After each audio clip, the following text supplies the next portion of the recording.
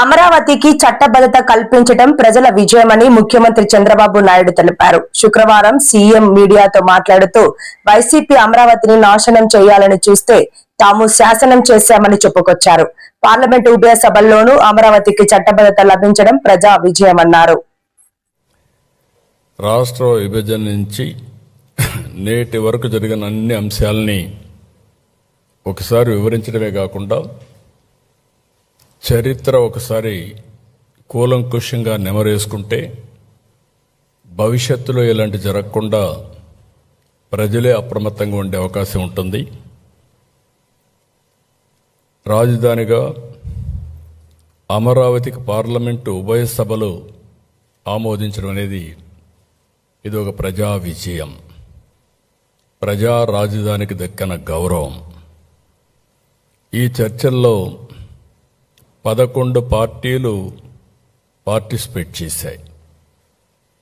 2 హౌసెస్లో కలిపి 17 34 మంది సభ్యులు భాగస్వాములయ్యారు, పార్టిసిపేట్ చేశారు. 10 పార్టీలు మద్దతు ఇచ్చాయి, మిగిలిన పార్టీలు కూడా సపోర్ట్ చేశారు. మొత్తం 41 పార్టీలు లోక్సభలో ఉన్నాయి. ప్రాతినిధ్యం ఉండే పార్టీలు 41. 9 పార్టీలు రాజ్యసభలో మెంబర్స్ ఉన్నారు. అంటే లోకసభలో లేరు, రాజ్యసభలో ఉన్నారు. అన్నీ కలిపి 50 పార్టీలు. 50 పార్టీలు నేరుగా మాట్లాడిన వారు పూర్తిగా సహకరించారు. మేము ఆమోదిస్తున్నాం, దీనికి పూర్తిగా సంఘీభావాన్ని తెలియజేస్తున్నామని చెప్పారు. ఇంకొక పక్కన మిగిలిన పార్టీస్ అన్నీ కూడా పార్లమెంట్లో ఏకగ్రీవంగా ఆమోదించారు. ఒకే ఒక పార్టీ, ఆ పార్టీ వైఎస్ఆర్ కాంగ్రెస్ పార్టీ. ఆ పార్టీ ఈ రాష్ట్రంలో ఓట్లేసుకుని ఇక్కడి నుంచి ఎంపీలుగా అయ్యి ఈ రాష్ట్రానికి ద్రోహం చేసే ధైర్యం చేశారు. దేశమంతా ఒక దారి అయితే వీళ్ళది ఇంకొక దారి అయ్యే పరిస్థితి వచ్చింది. 2024 జూన్ 2 నుంచి ఆంధ్రప్రదేశ్ నూతన రాజధానిగా అమరావతి శాశ్వతంగా ఉంటుంది. రాష్ట్రపతి ఆమోదం త్వరలో వస్తే చట్టంగా మారుతుంది, అక్కడి నుంచి అమలులోకి వస్తుంది. మొట్టమొదటిసారిగా ప్రధానమంత్రి నరేంద్ర మోడీ గారిని మనస్ఫూర్తిగా అభినందిస్తున్నా, ధన్యవాదాలు తెలియజేస్తున్నా. అన్ని విధాలా సహకరించారు. సహకరించడమే కాదు, ముందుండి దీనికి చట్టబద్ధత ఇవ్వాలి అని నిర్ణయించుకొని ఈరోజు చట్టబద్ధత ఇచ్చే పరిస్థితికి వచ్చారు. ఆ తర్వాత అమిత్ షా గారిని అభినందిస్తున్నాం. ఎందుకంటే డిపార్ట్మెంట్ ఆయనే దీన్ని ఇనిషియేట్ చేసి ఇమ్మీడియట్గా ప్రాసెస్ చేసి పంపించారు. పార్లమెంట్లో ఉండే అన్ని రాజకీయ పార్టీల ఎంపీల్ని అభినందిస్తున్నాం. లోకసభ స్పీకర్ని అభినందిస్తున్నాం.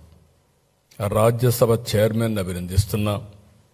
కృతజ్ఞతలు తెలియజేస్తున్నాం. 5 కోట్ల ప్రజల తరపున వాళ్ళందరికీ కూడా ధన్యవాదాలు, కృతజ్ఞతలు. ఇంకొక పక్క ఒక్క పార్టీకి మాత్రం కృతజ్ఞత చెప్పడం లేదు, అదే వైఎస్ఆర్ కాంగ్రెస్ పార్టీ. ఎందుకంటే దేశంలో ఇన్ని పార్టీలు, ఐడియాలజికల్ డిఫరెన్సెస్ ఉండొచ్చు, వ్యక్తిగత భేదాభిప్రాయాలు ఉండొచ్చు, లేకపోతే ఓసారి వాళ్ళకు పెద్దగా టచెస్ కూడా ఉండకపోవచ్చు. ఆంధ్రప్రదేశ్ రాష్ట్రంతో పని కూడా ఉండకపోవచ్చు, ఓట్లే కాదు పని కూడా ఉండకపోవచ్చు. ఆ ప్రాంతీయ పార్టీ ఆ రాష్ట్రంలో ఉండొచ్చు. కానీ ఏ పార్టీ కూడా, ప్రాంతీయ పార్టీ అయినా వాళ్ళ రాష్ట్ర ప్రయోజనాలు కాపాడుకుంటూ ఉన్నప్పటికీ దేశ ప్రయోజనాలు కాపాడడం కోసం అమరావతి రాజధానిగా రావాలి, దేశ ప్రయోజనాలు కాపాడాలని ఆలోచించారు.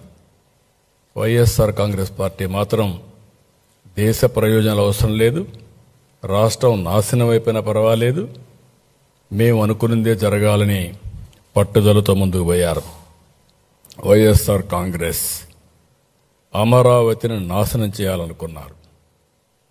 మనం శాసనం చేశాం. దేశం ఈరోజు అమరావతి కోసం నిలబడింది. కుట్రలు దాటి అమరావతి గెలిచింది. నిజమైన 5 కోట్ల ప్రజల కల కేంద్ర రాజముద్రతో తిరుగులేని స్పష్టత, ప్రజల ఆశలు ఆశయాలు నెరవేరిన వేళ ఇది మనందరికీ గుర్తింపు, గౌరవం. భవిష్యత్తులో ఎవ్వరు ఏమీ చేయలేని పరిస్థితి. ఎవరు ఎన్ని మాట్లాడినా, ఇన్ని పార్టీలు గౌరవించి చట్టం చేశాయంటే వాళ్ళకుండే కమిట్మెంట్ మనం గుర్తుపెట్టుకోవాల్సిన అవసరం ఉంది.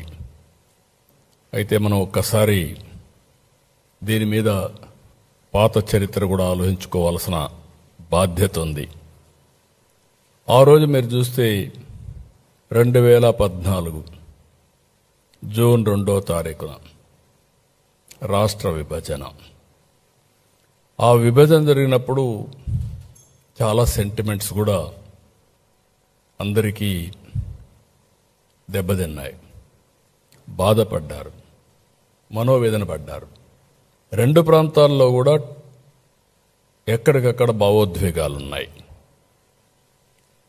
నేను ఆ రోజు సమైక్య ఆంధ్రప్రదేశ్లో ఎవరికీ దక్కని గౌరవం. 9 సంవత్సరాలు నేను ముఖ్యమంత్రి, 10 సంవత్సరాలు ప్రతిపక్ష నాయకుడు. తెలుగు జాతి కోసం ఒక సంపద సృష్టించే కేంద్రం తయారు చేయాలని హైటెక్ సిటీతో ప్రారంభమై సైబరాబాద్, హైదరాబాద్ నిర్మాణానికి దోహదం చేశాం. అలాంటప్పుడు ప్రతి ఒక్కరిలో ఒక ఆవేదన, ఒక ఆవేశం. మాకు రాజధాని లేదు, ఆదాయం లేదు, విభజన జరిగితే కనీసం పింఛన్లు వస్తాయా అని చాలా బాధపడే పరిస్థితి వచ్చింది. ఆ రోజు కూడా నేను ఒకటే ఆలోచించాను, 2 ప్రాంతాలకు సమన్యాయం జరగాలి.